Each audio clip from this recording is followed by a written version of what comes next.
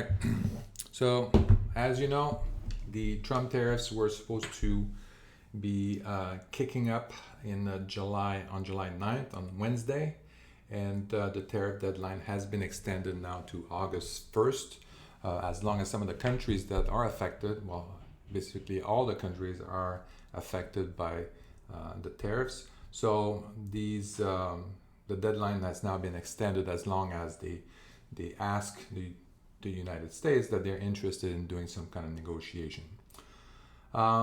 So the U.S. Donald Trump basically is also setting a 25% tariff on Japan and South Korea. So there's a lot of reaction to that.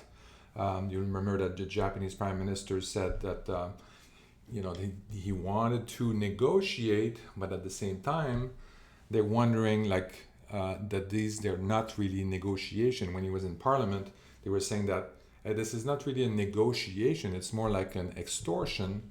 And because the United States is basically threatening Japan with these tariffs, and then force us to kind of concede something, even though there was already an agreement in place. So when they were in the Parliament in Japan, they were arguing about that, whether they should negotiate at all with on the basis of an extortion kind of concept with the United States. And basically, I think this is why, over the 90 days, the last 3 months, really Japan hasn't made an agreement with the United States, even though they started doing some kind of bilateral kind of negotiations and stuff like that. So the Japanese Prime Minister Ichiba says that Japan will continue negotiation with the United States to seek a bilateral trade deal that benefits both countries. Ichiba said it would be deeply regrettable that Trump announced a 25% tariff for Japan overnight.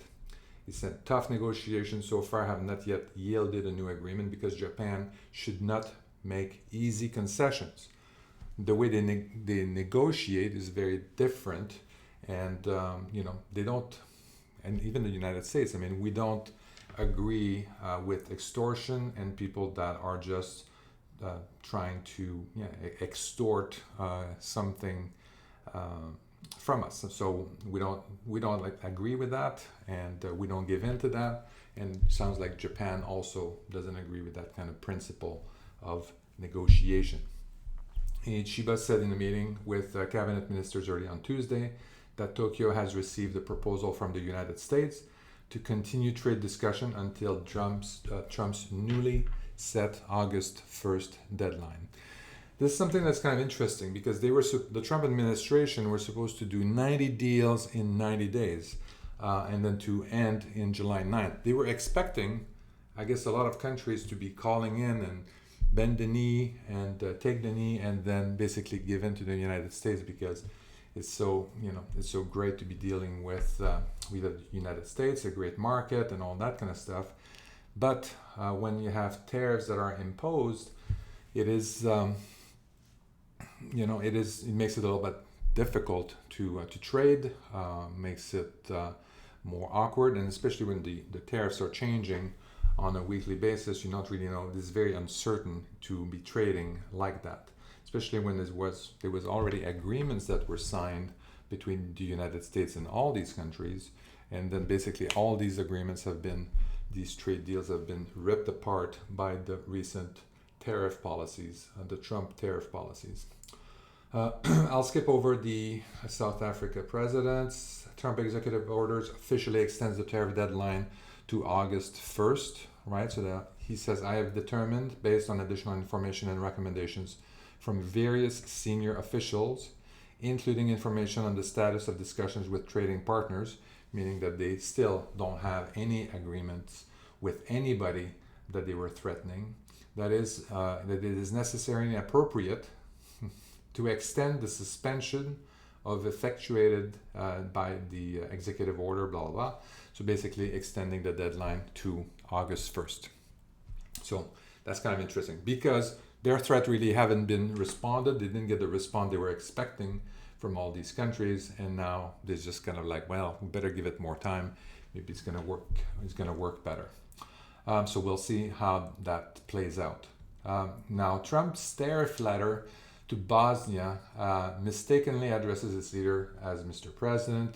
So it's all kinds of just clear incompetence that's happening with this Trump administration. And I've opened this letter here and it's pretty interesting to read this.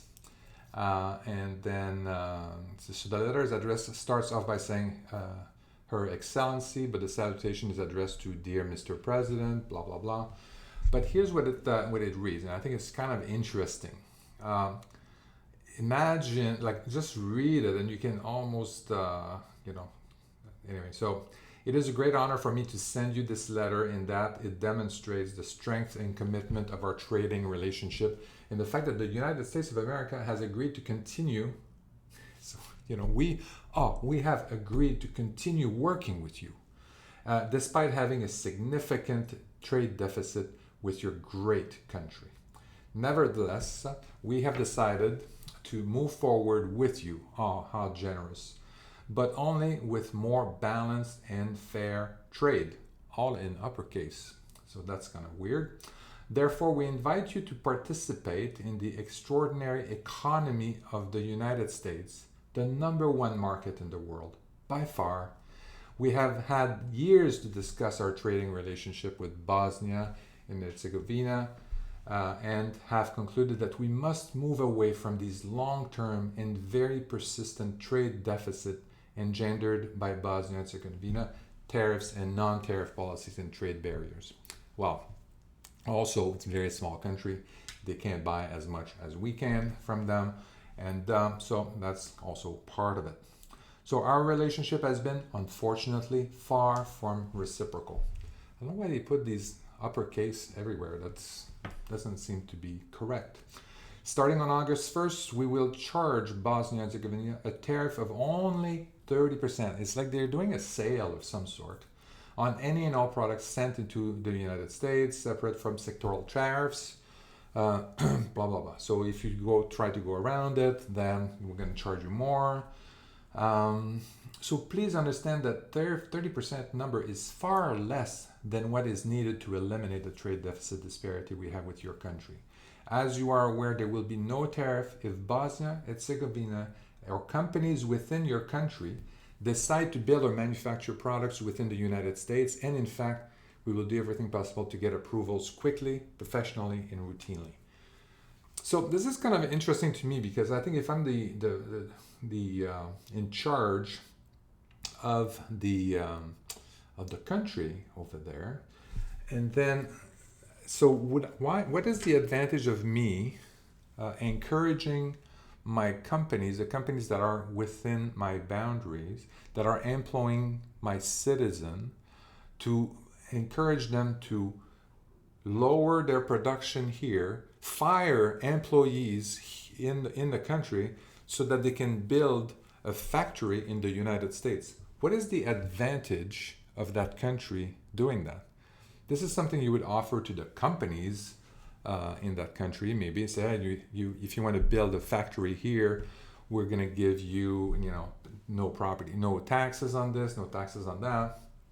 But this is absolutely ludicrous to be talking to this, to the excellency of the leader of this country and telling them that, if you should really consider telling the companies that are employing your citizen to instead fire them and build in the United States. I don't think it benefits anything. It benefits the country at all. And if you're thinking it's because the company's then going to pay taxes in that country, well, not necessarily. If you create a company in the United States, you're going to pay taxes in the United States. You're not going to pay taxes in the country that you were born or the company got started necessarily. You may want to, but not necessarily. So if for any reason you decide to raise your tariffs, then whatever the number you choose to raise, so we're going to do a reciprocal. We're going to play some games if you do that. Please understand that these tariffs are necessary to correct the many years of Bosnia and Herzegovina's tariff and non-tariff policies and trade barriers causing these unsustainable. Imagine a large country like the United States, also called was the number one, the largest, the most extraordinary economy of the United States, and the number one market in the world by far, is picking on a small country to say this is so unfair. Oh, poor me. Unbelievable. And then we look forward to working with you. First, we're going to threaten you, and then we're going to be looking forward really to working with you as your trading partner for many years to come. Really? Do you think this is the beginning of a good relationship? I don't think so. Anyway, it wouldn't work for me. So markets, so we can skip over that. So Trump is again applying pressure. The former commerce official, Majoris, a former senior U.S. commerce official and now partner at King and Spalding, said the Trump administration was clearly testing the waters and seeking to increase its leverage in the trade talks. So they're kind of screwed now. They just kind of like threaten everybody, and now they're just like, okay, well, it didn't work. So what am I going to do? So they're going to do pressure test things and see how far they can go, particularly for countries where there hasn't been any movement in the talks. So they've proven that the 10% tariff is not enough to get the country to really react in a more permanent or medium-term way. And then markets have been sturdy lately, but the economic numbers are strong. So South Korea step up negotiation. So Japan and South Korea sounds like they are in negotiation with the United States to get something going. So South Korea's government said in a statement that it will step up trade negotiations with the U.S. to win mutually beneficial results and clear up any kind of uncertainties. Trade talks with the United States will be a chance to advance both countries' key industries through a Renaissance partnership, statement said. It's very polite. The U.S. and South Korea have a free trade pact, and it imposes virtually no tariff on U.S. imports. So why are we giving them a tariff? So South Korea has sought exemptions from Trump's punishing tariffs on imports of automobiles and steel products, and a 25% reciprocal levy unveiled on April 2nd. So even though we have a free trade agreement on all the imports from the United States, now, so why are we going there and causing a 25% tariff there? So that's what they are saying here. But in the trade letter that Trump released Monday, he said the tariff rate, separate from all sectoral tariffs, would remain at 25%. So new tariff in Tunisia, Indonesia, etc. Also, something kind of interesting. So BRICS, there was also a meeting of the BRICS country. So the BRICS country used to be in 2001, used to be BRIC. It used to be Brazil, Russia, India, and China that decided to increase their strength, their trading strength, and build a trade partnership. And then South Africa joined them in 2010. And now we have many other countries that have joined in the last few years. So this momentum is really strengthening, and I think that what's going to happen with these tariff wars, the Trump tariffs, all this uncertainty is really going to push more and more people towards away from the United States, first of all, because it doesn't seem to be a very good trading partner, that someone is going to go and slap you in the face every once in a while and say, oh, why don't you give me more money? Why don't we make your trade with us a little bit more difficult? So it's not a very good trading relationship that you have that way. So it's really pushing people away from the United States in terms of trading, but where are they going to go? And this is where BRICS is getting more and more attractive for a lot of countries. I mean, you have some countries in there that are not like you have India in there, that's good. China is good. South Africa is good, and now you have Saudi Arabia that's in there. You have Argentina, and other countries might join them. You also have the European Union That's another massive market that you can go after. But now you have, and it's kind of interesting because India is also, not doesn't have a very bad, it has a pretty good relationship with the United States. Saudi Arabia, especially with Trump, you have an excellent relationship with that.